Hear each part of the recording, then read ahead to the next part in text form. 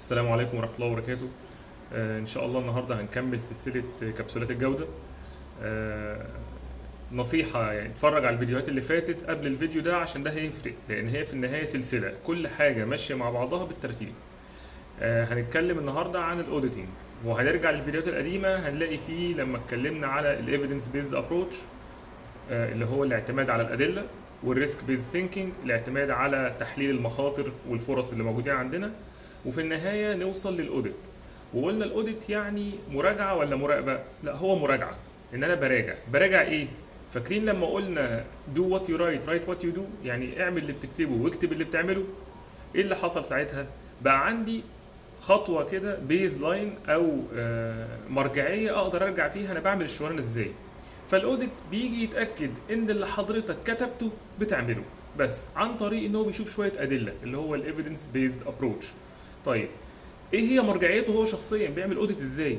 في ستاندرد او جايد لاين اسمه الاوديتنج برنسبلز او الاوديتنج جايد لاين، ده اللي هو رقمه 19011 ايزو 19011.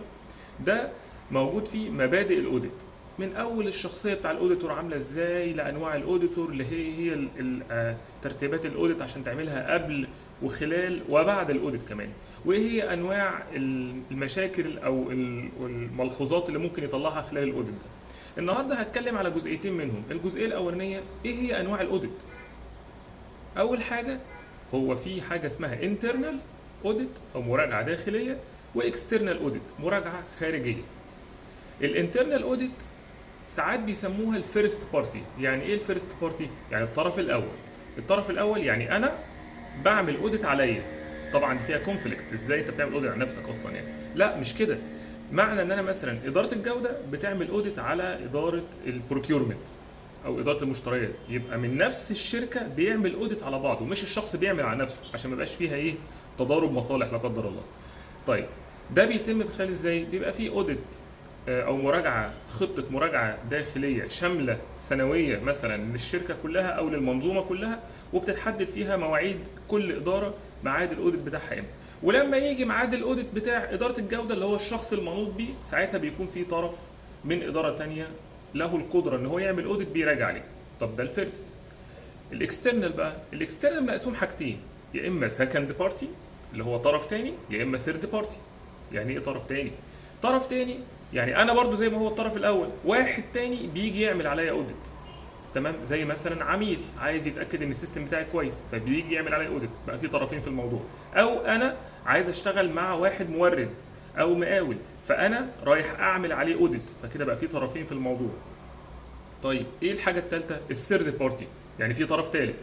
يعني انا وعندي عميل وهو مش كواليفايد، او مش ما عندوش الوقت، او ما عندوش التكنيكاليتي التقنيه اللي تخليه يعمل عليها اوديت، فبيروح يأجر مكتب ثالث. المكتب الثالث ده بيبتدي يعمل عليها اوديت، ويقول للراجل اللي هو الكلاينت بتاعي او العميل بتاعي ان الراجل ده في الاوديت 1 2 3. زي ايه بالظبط كده؟ زي الايزو نفسها، ما هو ده ثيرد بارتي. ازاي؟ انا بتعاقد مع منظومة عالمية مثلا زي يوكاس مثلا، وبجيب مكتب زي ما كتب مثلا زي انترتيك مثلا يعمل عليها اوديت، فده بقى فيه ثلاث اطراف في الموضوع. او معمل، انا بعمل تقارير للتربه مثلا، فانا ما بيني وما بين الكلاينت او العميل بتاعي في المشروع بروح اجيب معمل اختبارات يعمل الاختبار ويطلع نتائج. طرف محايد، ده الثيرد بارتي. طيب ده بالنسبه لانواع الاوديت.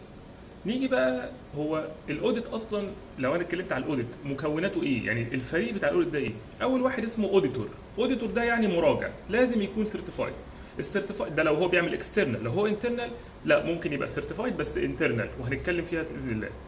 طب الاوديتور ده يعني مراجع، لازم يكون في قائد الفريق، فبقى في واحد اسمه ليد اوديتور وواحد تحتيه اسمه اوديتور. في مين تاني؟ في الاوديتي اللي هو انا، يعني بيتعمل عليا اوديت اللي بيتم المراجعه عليه. طيب في مين تالت؟ في واحد تالت اسمه الجايد. الجايد ده المساعد، يعني واحد يقدر عارف كل الناس اللي في المشروع، يقدر يحركك بسهوله ببرميشنز معينه، ما تلاقيش كونفليكت وانت بتعمل الاوديت بتاعك، وده بيكون من عند الاوديتي. يعني انا بوفره للاوديتور عشان يمشي معاه، يقدر يساعده جايد. في واحد تاني اسمه الاوبزرفر، ده ممكن يكون من عند الكلاينت من عند الاوديتور نفسه جاي عليه يراجع او يتاكد ان هو بيطبق فعلا مبادئ الاوديت اللي موجوده.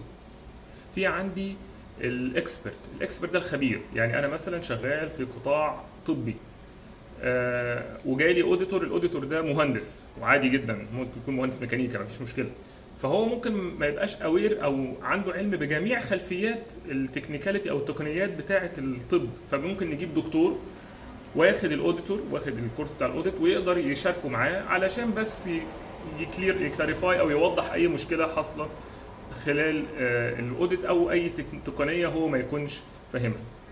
باذن الله المره الجايه هنتكلم على الاوديت بالترتيب كده، الاوديتنج برنسبل بتاعه، عشان لما نوصل للنقطه دي نبتدي بقى نتكلم في اللي احنا ابتديناه من الاول خالص، ايه هي دور كل اداره من الادارات خلال الاوديت.